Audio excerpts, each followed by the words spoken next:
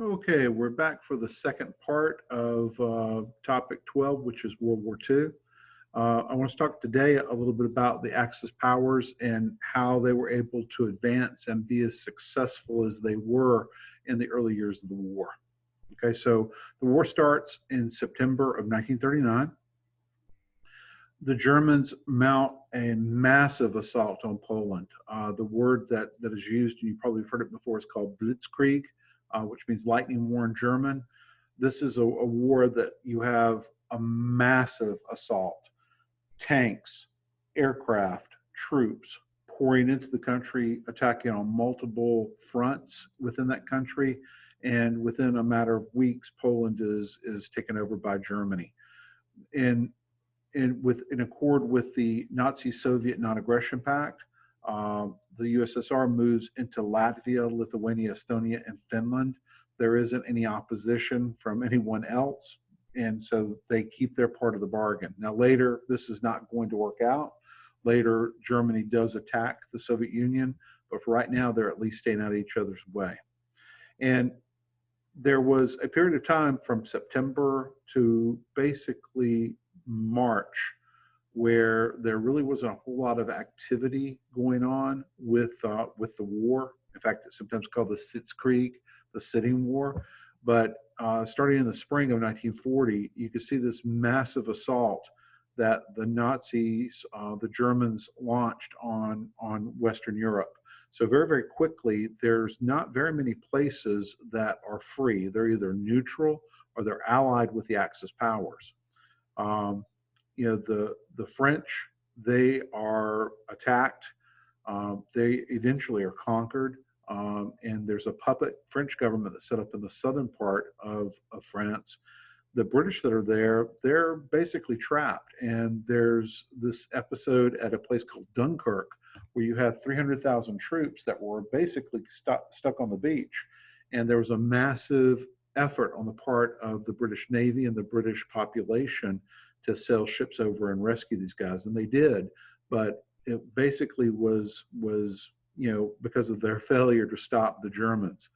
So the British retreat, the French, they're defeated. The French government goes into exile, launches a lot of resistance against the Germans. One of the things you find in all of these countries is that there was a lot of effort on the part of the citizens to fight back to resist the Germans. Now, of course, the one country that's standing in the way of Germany is Great Britain.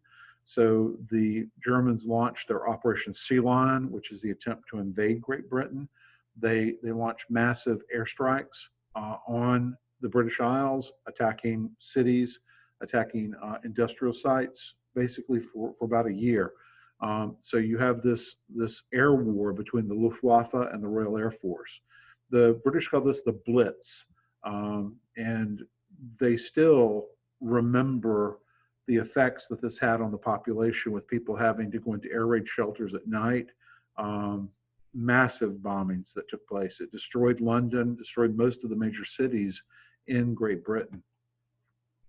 You see with these areas that are being taken over that the Germans start to impose their new order, where the Germans, the Aryans, the master race, get control over these resources, and inferior people serve the master race. For instance, the Slavs in Poland are considered inferior, and they're only as good as they're useful to Germany.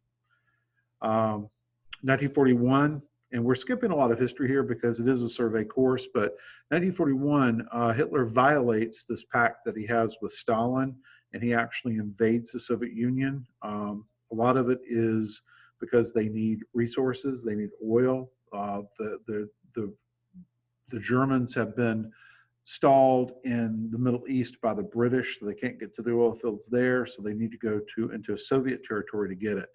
The Soviet Union was not prepared for this. The Germans made a tremendous advance into Soviet territory. They reached Moscow and Leningrad. Both of these places tried to resist German occupation, and they actually did, but the people in these places suffered tremendously. You could see with the siege of Leningrad that it was a 2-year siege. the U.S. in this time period, they're seeing that things are going on. So while we're technically neutral and isolationist, we're very sympathetic to the Allied cause.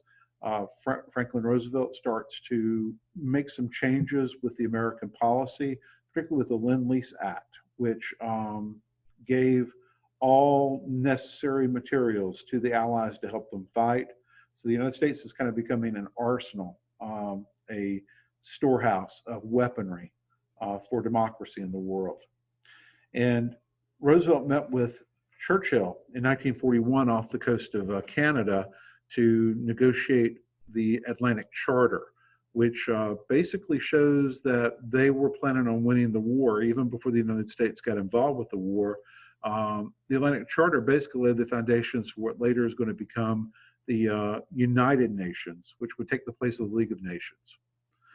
You can see from this map, the dark brown or gray here is where Germany was in control when the war started. Then you can see that as they advanced, they took over France. They took over places within the Soviet Union ultimately. There is a tremendous lack of resistance to the Germans. Not that they didn't fight back, but they were just plowed over and defeated. So, you know, when people say that some people just surrendered, you have to remember that there were tens of thousands of Frenchmen that were killed when France was occupied. They didn't just let the Germans walk in, but the Germans were very powerful. The United States is basically having more problems with Japan in this time period than with Germany. A lot of it has to do with the fact that the Japanese are seizing territories in Asia, and they're very, very close to the Philippines. Of course, this was controlled by the United States in this time period. The Japanese want this territory, and they see us as interlopers in their space. Because of their actions in Asia, particularly in Indochina, Indonesia, and China, we placed an embargo on them. We said we're not going to sell iron, steel, oil to you. And that kind of was taken as a hostile action on the part of the United States. So when a militarist government took over in 1941 in Japan, they saw the United States as the big obstacle that needed to be removed. And so plans were made to attack the United States on several fronts. Most of you are familiar with what happened at Pearl Harbor, but they also attacked the Philippines and they attacked the Aleutian Islands at the same time.